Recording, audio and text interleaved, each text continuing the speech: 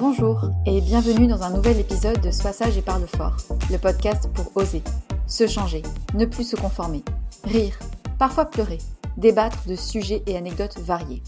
Je suis Marie et comme vous le savez, j'ai décidé d'arrêter d'être sage et de parler fort de tous les sujets qui peuvent intéresser. Aujourd'hui, j'ai le plaisir de recevoir Anna pour un sujet très particulier. Mais avant de démarrer, il fallait tout de même une petite introduction. Encore un verre ? Allez, un dernier pour la fête. Cette phrase, qui ne l'a pas déjà entendue ? Depuis quand l'alcool est-il devenu la norme des événements joyeux, voire du quotidien tout court ? Depuis quand la pinte de bière après le travail est-elle devenue une évidence plus qu'une tisane ou une grenadine ? Il y a l'homme qui boit souvent, le coup de lever, un bon vivant. Il y a la femme, dont on dira qu'elle se laisse aller. Mais alors à partir de quelle dose ? À partir de quelle quantité ? À compter de quel moment peut-on dire qu'on a un rapport malsain à l'alcool ? La vérité, c'est que le nombre de personnes ayant un problème avec l'alcool est bien supérieur à ce que l'on pourrait croire. D'ailleurs, peut-être te sens-tu concerné, toi ou un de tes proches, dont tu sais que le petit verre du soir se répète au moins 2 fois dans la semaine. L'alcool désinhibe, rend toute personne joyeuse, fait exploser les sensations, oublier les tracas. Mais à partir de quelle limite peut-on décréter que l'alcool prend une place malsaine dans notre vie ? Est-ce que c'est lorsqu'on ne peut pas envisager une semaine sans apéro ? Est-ce que c'est lorsque les soirées dénombrent au moins un verre ou un demi ? Si je te dis une semaine sans alcool, une soirée sans alcool, des vacances sans alcool, une terrasse sans pinte, un dîner sans verre de vin, est-ce que ça te paraît normal ? Ou bien est-ce que tu sens déjà venir le « Oh mais non ». Pour information, la France reste depuis des décennies le pays en tête des plus gros consommateurs d'alcool, avec une moyenne de 11,7 litres par an et par personne. Ce qu'il faut retenir, c'est que la quantité maximale à ne pas dépasser serait de 10 doses par semaine, avec plusieurs jours d'affilée sans alcool. Personnellement, je trouve déjà cela énorme, mais bon. Et puis parlons des choses qui fâchent. Pourquoi est-ce qu'une femme qui boit est une femme qui se laisse aller, tandis qu'un homme est un bon vivant ? La femme qui boit met mal à l'aise, ou bien excite, lorsqu'elle est mise en scène en train de tremper le bout de ses lèvres pulpeuses dans un verre à un pied, ongles vernis et tenue sexy. L'homme qui boit est heureux, il fait la fête, il déguste.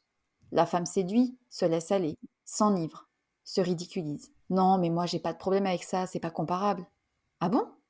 Pourtant, au vu de ce que cette substance produit sur le cerveau, doit-on attendre d'avoir touché le fond pour dire que la personne est alcoolique ? Et s'il y avait bien plus d'alcooliques qu'on ne le pense ? Alors qui a un problème avec la boisson ?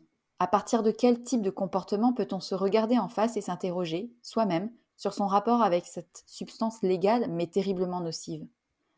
80% des accidents mortels sur la route sont directement liés à l'alcool. Au-delà de 2 verres par jour, le risque de développer des cancers, maladies du foie, hypertension et troubles psychiques augmente considérablement. En 2009, en France, l'alcool était directement responsable de 49 000 décès. Tous ces chiffres, vous les avez déjà entendus probablement. Aujourd'hui, je n'ai pas tant envie de faire peur ou de dire que l'alcool est nocif par défaut. J'ai surtout envie de parler fort de ce rapport malsain que beaucoup entretiennent avec ce liquide dont on apprécie malgré tout les effets à court terme. J'ai envie d'interroger le pourquoi de cette perception festive. J'ai à cœur de questionner l'image de l'alcool en société, chez les hommes et chez les femmes. Je souhaite dénoncer cette arnaque qui fait croire que l'alcool est un breuvage inoffensif. J'ai aussi envie de t'interroger, toi, sur ce que t'évoque l'alcool. Pour m'accompagner sur ce cheminement, j'ai la chance de recevoir une femme, Anna, qui a accepté de témoigner. Elle le dit. Son rapport à l'alcool est problématique depuis des années et a des conséquences notables sur elle. Pourtant, en société, personne ne le voit. Personne ne le sait. Avoir un problème avec l'alcool ne signifie pas vider des bouteilles chez soi régulièrement. Avoir un problème avec l'alcool peut commencer bien avant, dès lors que le verre devient une soupape de soulagement, un substitut à l'ennui ou à l'angoisse, un moteur pour s'amuser ou encore une manière de s'intégrer. Je vous souhaite à tous et toutes une excellente écoute et surtout bienvenue Anna. Merci infiniment d'avoir accepté de venir sur Sois sage et parle fort. Je te laisse te présenter et nous dire qui tu es. Je m'appelle Anna, j'ai 27 ans. Je suis agent de sécurité et à côté, j'écris beaucoup pour le plaisir. Plusieurs romans, pour l'instant, ne sont pas publiés. Pour en venir au sujet, l'alcool et toi, quelle relation as-tu entretenue avec l'alcool au cours de ta vie, à l'enfance, adolescence, etc. Et ensuite à l'âge adulte, entre amis ou au travail ? J'ai grandi dans un foyer où l'alcool n'a jamais été un tabou. Dès enfant, on me faisait tremper les lèvres dans les verres de vin et de champagne. C'était pas non plus quelque chose d'extrême. Il n'y avait pas de tabou ni réellement d'interdit vis-à-vis de l'alcool. J'ai eu ma première expérience avec les alcools forts vers 13 ans, avec ma grande sœur et ses amis qui étaient plus âgés. J'ai tout de suite aimé la sensation. Je me sentais beaucoup moins anxieuse, j'agissais et je me posais pas de questions. C'est resté anecdotique à l'époque, quelquefois avec une amie, l'été avec ma sœur. C'est au lycée que ma consommation a réellement augmenté. J'ai associé l'alcool à la fête et aux situations sociales. À côté de ça, je consommais aussi pas mal de marijuana. Et après le lycée, j'ai arrêté par contre la marijuana et j'ai commencé à réellement boire seule souvent. C'est resté anecdotique pendant des années, mais je continuais à boire socialement environ une fois par semaine, dans des bars avec mes amis. Quand j'ai commencé à travailler, j'ai réduit à une fois par mois, mais je continuais de temps en temps à boire seule chez moi. Et ma consommation a réellement augmenté quand j'ai quitté le foyer familial. Je vivais seule et j'ai commencé à boire pratiquement tous les jours où j'étais en repos. Au travail, par contre, j'ai toujours été sobre et mis un point d'honneur à ne jamais venir avec la gueule de bois. Quand tu étais adolescente, enfin, au moment où tu consommais de l'alcool de manière plus régulière, est-ce que tes proches l'avaient découvert? Est-ce que tes amis s'en doutaient? Est-ce que tu en parlais avec eux de ce rapport malsain ou pas du tout? J'en ai parlé, je pense, j'ai commencé à en parler vers mes 20 ans, mais mon rapport était problématique depuis plus longtemps et quand j'ai commencé à en parler, ça a surpris parce que les gens ne s'en rendaient pas compte. Je sais que mes parents ont découvert les bouteilles vides dans ma chambre au moment du déménagement. Ils ont voulu m'en parler, mais ça a été une conversation relativement houleuse. Il n'y a pas vraiment une bienveillance dans leur façon de m'en parler. C'était juste, tu ne dois pas boire comme ça, tu ne dois pas boire seul, c'est mal ce que tu fais. C'était plus de l'ordre du reproche que de l'écoute attentive de s'il y avait des soucis, quoi. Du coup, qu'est-ce que tu fais comme lien entre bah, ton vécu personnel, ton enfance, ton cercle familial, et puis ensuite, une fois adulte, et ton rapport à l'alcool? Je pense que le fait que ça n'a jamais été un tabou dans ma famille, ça m'a transmis l'idée que l'alcool, c'était pas si grave. Je pouvais en avoir facilement, j'en avais chez moi, à disposition. Très jeune, je faisais relativement âgé, donc j'ai pu en acheter dès mes 14 ans, sans qu'on me demande ma carte d'identité ni rien. C'était facile d'acheter de l'alcool pour moi. Il y a aussi le fait que quand j'étais au lycée, pour la première fois de ma vie, j'ai été populaire. C'était pas volontaire, mais les gens s'intéressaient beaucoup à moi. Et clairement, le fait que je boive et que je fume, j'étais beaucoup plus détendue, beaucoup plus relax. Et quelque part, je me posais toujours la question, est-ce qu'il m'aimerait moi si j'étais sobre? Hmm. Parce que cette personne-là qui riait beaucoup, c'est pas moi au quotidien, c'est pas moi sobre. Le fait que j'ai l'alcool joyeux, ça a aussi entretenu ça. Je voyais bien que les gens m'appréciaient plus quand je n'étais pas sobre. C'était une manière de t'intégrer un peu. Oui, de supporter mon intégration aussi, parce que c'était pas, comme je l'ai dit, c'était pas volontaire de ma part, c'est juste arrivé. Ça me faisait plaisir qu'il y ait toutes ces personnes qui m'apprécient, mais j'étais pas du tout habituée, j'étais pas prête à ça et boire ou fumer, surtout fumer à l'adolescence, ça rendait ça plus facile. Ouais. Il y avait aussi beaucoup de colère. Je me suis beaucoup servie de ça pour évacuer cette colère en l'écrivant, sans la laisser exploser auprès des autres. Je fumais mon joint, je me posais devant ma feuille, j'écrivais et je lâchais un peu ma colère. Tu te rappelles contre quoi tu étais en colère? Majoritairement ma famille, les autres aussi, la société en général. J'étais très en colère. Le sexisme, c'est vraiment quelque chose que j'ai senti toute ma vie, que le fait que je sois une femme et que j'ai les comportements que j'ai, le caractère que j'ai, ça ne passait pas. Et ça me mettait en colère de réaliser que si j'avais été un homme, on m'aurait foutu la paix alors que comme j'étais une femme, c'était un problème. D'ailleurs, sur le sujet d'être une femme et de boire de l'alcool, je vais donner quelques exemples, mais dans les séries, dans les films, dans les médias en général, la femme qui consomme de l'alcool, elle a plusieurs profils différents. On a notamment la femme qui boit un coup avec ses copines, souvent des cocktails très légers qui s'apparentent presque à une boisson sensuelle et féminine, comme dans les publicités où la femme mange du chocolat, c'est toujours un peu sensuel, c'est presque sexy, c'est presque un plaisir coquin qu'on s'autorise, enfin presque un moyen de séduction. Puis il y a aussi l'image de la femme qui déguste du vin de bonne qualité, du vin rouge ou du vin blanc, du bout des lèvres, mais qui aura été choisie par l'homme, évidemment.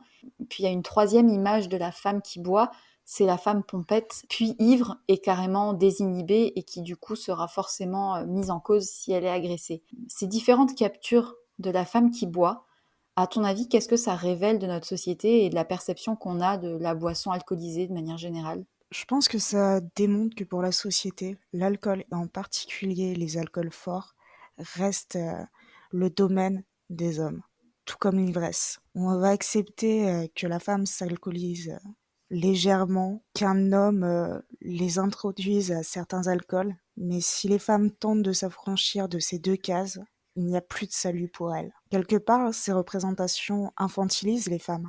Je vais me permettre de décortiquer un peu, mais par exemple la première, la bande de copines qui boivent. En général, l'alcool est léger, souvent rose, très féminin, et les conversations, souvent ça va être des conversations sur les hommes, sur la séduction, quand directement la scène ne se passe pas dans un bar, où la corrélation entre alcool et séduction est encore plus flagrante. Je trouve que le parallèle que tu fais avec les pubs érotisants de la nourriture est très pertinent. Il y a un côté bonne vivante, gourmande mais pas avide, qui fait écho à une certaine vision de la séduction et en particulier l'image de la femme enfant. Les femmes, elles gloussent, elles s'amusent, elles transgressent de façon très mineure l'interdit en réalité. À l'inverse, quand on représente des hommes qui boivent entre eux, c'est quelque chose de sérieux. Ça boit du whisky, ça fume des cigares et on parle du monde. On va pas parler chiffon. Et si on parle des femmes, c'est pour dire ah qu'est-ce qu'on est bien sans elles, qu'est-ce qu'elles sont futiles. Et c'est vraiment, il y a vraiment ce côté-là où quand les femmes boivent entre elles, ça reste léger. Ouais. Mais tu vois, le parallèle avec les publicités de nourriture, c'est tellement flagrant. Enfin, je sais pas si tu te rappelles, mais il y avait déjà les publicités des yaourts Sveltes au chocolat. Il y a la publicité aussi pour les perles de lait avec toute cette élégance. Elle déguste son petit yaourt. Ou alors les chocolats Mon Chéri ou les Ferrero Rocher où tu vois la bouche pulpeuse qui croque dans le chocolat. Enfin, c'est toujours érotiser la femme pendant qu'elle est en train de s'alimenter très délicatement avec beaucoup de sensualité. Enfin, c'est très flagrant, en tout cas pour ce premier exemple. Oui, j'ai même, on voit même ce genre d'exemple dans le café, par exemple. C'est pour dire à quel point une femme qui s'alimente s'est présentée comme sexy. Ouais, c'est ça. Enfin, j'ai envie de dire, une femme, quoi qu'on fasse, la société est capable de nous représenter comme sexy.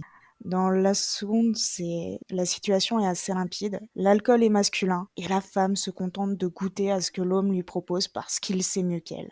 C'est son domaine à lui. Et personnellement, ça me renvoie directement à mes souvenirs d'enfance où mes parents me faisaient tremper les lèvres pour goûter. Il y a un côté infantilisation assez fort. La femme ne sait pas boire, on doit lui apprendre. Ou alors elle connaît pas le vin, elle connaît pas les bonnes marques, elle connaît pas les bonnes références, comme si l'œnologie c'était un domaine réservé à l'homme finalement, alors que pas du tout. C'est d'ailleurs assez drôle parce que ça m'est arrivé au restaurant. Personnellement, comme on m'a appris depuis l'enfance, je m'y connais un peu en alcool. Donc c'est souvent moi qui vais choisir la bouteille et dire si le vin est bon ou non. Et à chaque fois, si je suis avec un ami masculin, c'est à lui qu'on va donner le verre pour goûter. Et à chaque fois, c'est moi qui vais boire, souvent sous le regard assez surpris de la personne qui vient d'aborder la bouteille. Et pour la dernière représentation, ça sonne comme un avertissement en fait. C'est voyez femme ce qui va vous arriver si vous essayez de faire comme les hommes. Vous allez vous mettre en danger, vous allez être une proie. Alors que quand on représente des hommes qui boivent, qui vont trop boire dans les séries, souvent ça va être des péripéties cocasses, des choses un peu gênantes. Ça peut être dramatique, mais dans ce cas-là, en général, ça va pas l'être pour celui qui a consommé, mais pour les autres. Ou Mhm. ça va être, par exemple, on va l'accuser du meurtre de quelqu'un, il ne se souvient pas, donc il va devoir découvrir. J'ai envie de dire que dans la fiction, quand les femmes boivent trop, elles sont en danger.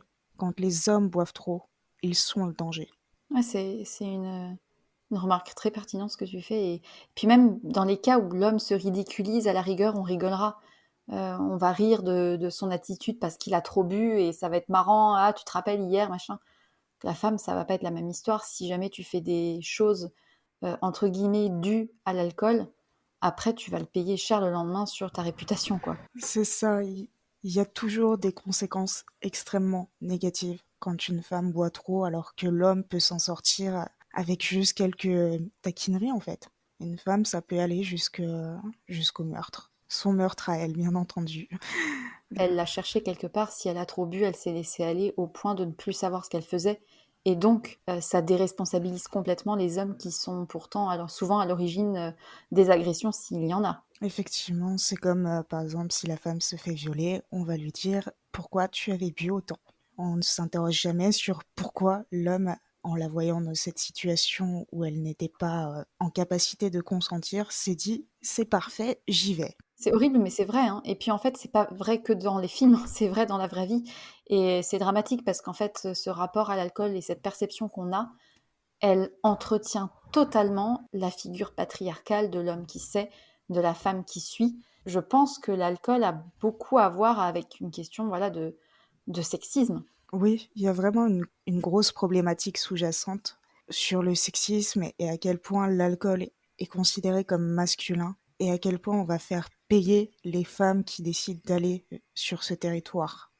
Alors, je sais pas si on pourrait revenir dans l'histoire de savoir quand est-ce que ça a démarré ce rapport-là avec l'alcool. Si jamais on devait remonter vraiment, vraiment très, très, très, très loin, au plus loin que je puisse m'en souvenir, en tout cas, ça serait Jésus-Christ qui partage son corps, enfin, son sang, je sais pas trop, le corps et le sang, ou buvez ceci est mon sang, en partageant le verre de vin. Je sais pas si on peut l'assimiler à ça, à ce côté où c'est l'homme finalement qui était déjà maître, mais je pense que ça remonte même avant, parce qu'avant, les populations buvaient déjà de l'alcool. Je ne sais pas si c'était déjà inculqué ou intégré que c'était très masculin. Là, j'avoue, je suis en terrain inconnu. Je crois qu'au niveau de la société grecque, c'était moins prégnant. Je crois que tout le monde buvait, mais c'était réservé à la noblesse. Après, la société grecque était toujours très patriarcale, mais sur certains sujets, il y avait un peu plus de liberté. Après, sous les Romains, de mémoire, quand ils faisaient des festins où ils buvaient à outrance, les femmes n'étaient pas forcément conviées, il me semble. Il y avait beaucoup de représentations d'hommes. Donc peut-être qu'à cette période-là, déjà, il y avait des images qui commençaient à se dessiner, mais j'invite les personnes qui nous écoutent à m'en parler après. Écoute, si jamais vous avez des connaissances et en histoire du vin, je serais particulièrement intéressée d'avoir des retours. Et toi, plus concrètement, quand tu bois de l'alcool, quels sont les avantages ou les sensations que ça t'apporte? Et plus largement, qu'est-ce que tu penses que ça apporte aux personnes lambda qui consomment plus ou moins quotidiennement? Je pense que ce que j'apprécie le plus, c'est le côté désinhibant de l'alcool. Quand je bois, je me sens beaucoup plus sûre de moi. J'ai moins peur, j'agis simplement et je me pose moins de questions. Et je me sens beaucoup plus forte, paradoxalement. D'ailleurs, pour l'anecdote, j'ai été violée à plusieurs reprises. Ça ne m'est jamais arrivé alors que j'étais alcoolisée. Ça m'est toujours arrivé sobre. Et je me sens paradoxalement beaucoup plus en sécurité quand j'ai bu parce que je suis très sûre de moi et je me laisse beaucoup moins faire que je le ferais quand je suis sobre, justement, parce que je n'ai pas peur. Je n'ai jamais peur quand j'ai bu, je me sens intouchable et j'agis comme si j'étais intouchable. Est-ce que tu penses que les viols que tu as subis ont pu être une cause à ce besoin de boire pour expulser la colère ou absorber la colère que tu ressentais? Ça y a participé, mais j'ai commencé à boire et à avoir des problèmes avec l'alcool bien avant. Je pense que ça a juste empiré le problème. À l'inverse des effets positifs que tu retires de l'alcool, est-ce que tu as des conséquences négatives de cette consommation? Quels seraient éventuellement les motifs qui feraient que tu souhaites sincèrement arrêter? Et enfin, dernière question, est-ce que tu te considères, toi, comme personne alcoolique? Au niveau des conséquences négatives, ça m'est arrivé par exemple d'envoyer des messages alcoolisés qui étaient très violents où j'exprimais ma colère. Colère qui était légitime, mais au niveau de la forme, je regrette. Je regrette la forme qu'ont pris ces messages. Il y a aussi les conséquences physiques auxquelles je pense, parce qu'à long terme, pour la santé, ce n'est vraiment pas bon. Il y a aussi les gueules de bois, forcément. Quand on boit autant que moi, on sait ce que c'est, le nombre de fois où je me suis réveillée encore bourrée de la veille et la première chose que j'ai fait au réveil, c'est vomir. Oui, il y a eu des moments où Ça m'arrivait plusieurs fois par semaine, comme ça, de me réveiller et la première chose que je fais au réveil, c'est vomir et c'est tellement habituel pour moi que limite si je me rince même plus quoi, c'est: «Ah j'ai vomi, OK, passons à autre chose». J'ai pas envie à long terme de me dire que c'est normal de vomir parce que la veille j'ai trop bu. Ça ne devrait pas être quelque chose que je trouve normal et banal. Je suis alcoolique, c'est un fait, ça fait des années, mais j'ai plus envie que ce soit une béquille dans ma vie. J'ai plus envie d'avoir besoin de ça pour me sentir forte. J'ai plus envie de devoir passer par l'alcool pour être la personne que je veux être en fait. Mais c'est pas évident de savoir, en fait, je pense, quand on est concerné de loin ou de près à ce rapport malsain à l'alcool, de savoir quand est-ce qu'il y a une frontière qui est dépassée. Ce que je veux dire, c'est que sans parler d'alcoolisme, il y a énormément de personnes qui ont un rapport malsain avec l'alcool et qui ne s'en rendent pas compte. Euh, à ton avis, comment est-ce qu'on pourrait définir la frontière qu'il y a entre boire et trop boire? Ça peut paraître paradoxal, mais pour moi la frontière entre les deux, c'est pas la quantité. C'est le rapport qu'on entretient avec la substance qui définit le fait de trop boire pour moi. Quand on ne peut pas envisager une bonne soirée sans, quand on ne peut pas se passer d'un verre pour se détendre après une journée ou une semaine de travail fatigante, quand à la moindre crise ou moindre problème, on se sert un verre. Ouais. C'est le côté systématique qui en fait un symptôme pour moi. Je sais que j'ai eu des périodes où ma consommation était assez banale, comme je l'ai dit, une soirée par mois socialement, seule une fois tous les 3 4 mois.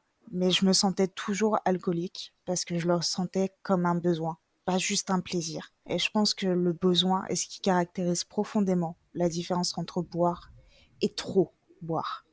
Ah, je vois, mais tu vois, c'est hyper intéressant parce que je pense qu'au quotidien, et même parmi les personnes qui nous écoutent, il y en a probablement qui vont se dire, mais en fait, il y a peut-être plusieurs fois dans la semaine où je le ressens comme un besoin et pas juste comme un petit plus.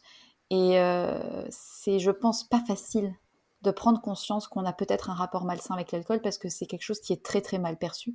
Donc je serais très intéressée d'avoir des retours des personnes qui entendent cet épisode parce que je pense que bon, moi, personnellement, je n'aime pas l'alcool, donc je ne suis pas concernée. Mais je pense qu'il y a quand même beaucoup de personnes, de tout âge confondu, qui ont un rapport avec l'alcool qui frôle la limite du malsain. Pour en venir sur l'image de l'alcoolique, on a une image en général très négative, de total laisser-aller, presque pitoyable. Mais l'homme alcoolique est plus souvent assimilé à quelqu'un qui est un bon vivant. Alors qu'une femme qui boit, dès qu'elle boit un petit peu trop, ou voire même qu'elle est alcoolique, alors là, elle est repoussante. Est-ce que tu as un avis sur ce sujet? Est-ce que tu sais pourquoi cette représentation est si différente chez l'homme de chez la femme? On retrouve pour moi le même mécanisme qu'on va avoir par exemple quand une femme va reprendre des codes masculins pour s'habiller ou au travail par exemple si elle va être autoritaire et dure, ce qui sont considérés comme des traits masculins. Il y a encore une fois une limite à ne pas franchir. On peut reprendre quelques codes masculins en tant que femme, mais pas trop. Sinon, ça va nous être reproché, ça va être perçu comme une menace. On peut porter une veste de costume, par exemple, mais on doit garder les cheveux longs ou se maquiller. On ne peut pas juste se mettre en costume, avoir les cheveux courts et reprendre vraiment tous les codes masculins. Parce que soudainement, on devient ridicule, ce n'est plus sexy, ce n'est plus amusant. Là encore, c'est très présent, mais il y a un schéma où la femme peut transgresser légèrement les tabous. Ce sera cool, voire séduisant, mais ça doit rester léger. Parce que vouloir agir comme un homme, dans l'imaginaire collectif, c'est perçu comme une menace vis-à-vis de leur masculinité. Et on sera remis à notre place parce que c'est un territoire où pour les hommes, on ne doit pas être. Ouais, je vois. Un peu comme un enfant qui imiterait ses parents. Au début, on va le regarder faire, on va trouver ça marrant, etc. Mais s'il va trop loin dans l'imitation et qu'il commence réellement à agir comme un adulte, on va le remettre à sa place. Bah, c'est exactement la même chose qui se passe. On peut jouer un peu avec les codes masculins, mais si on commence vraiment à agir comme ce que la société attend d'un homme et à se réapproprier vraiment les codes, là c'est plus drôle. C'est arrête de jouer, tu es une femme, tu n'as pas le droit de faire ça. Comme on dirait à un enfant, tu es un enfant, n'agis pas comme ça. Je pense aussi que on considère les hommes comme responsables par défaut. Donc il peut se permettre de boire et de perdre ponctuellement le contrôle parce que il est responsable par défaut. On lui trouvera des excuses, on pointera du doigt le fait qu'il a des lourdes responsabilités au travail ou qu'il traverse de vraies difficultés. Lui. C'est sur ces mots que s'achève la première partie de l'épisode avec Anna. Dans la deuxième partie, nous étudierons encore plus profondément ce rapport étrange avec l'alcool que beaucoup entretiennent, mais aussi le lien avec d'autres addictions comme les troubles du comportement alimentaire par exemple. Et puis, plus largement, la deuxième partie nous appellera tous et toutes à nous interroger sur le rapport que l'on entretient avec l'alcool, mais aussi avec les substances ou les comportements qui ne nous sont pas bénéfiques. Je vous souhaite une excellente journée, à très bientôt, et surtout, n'oubliez pas, soyez sages un peu, mais parlez fort, beaucoup.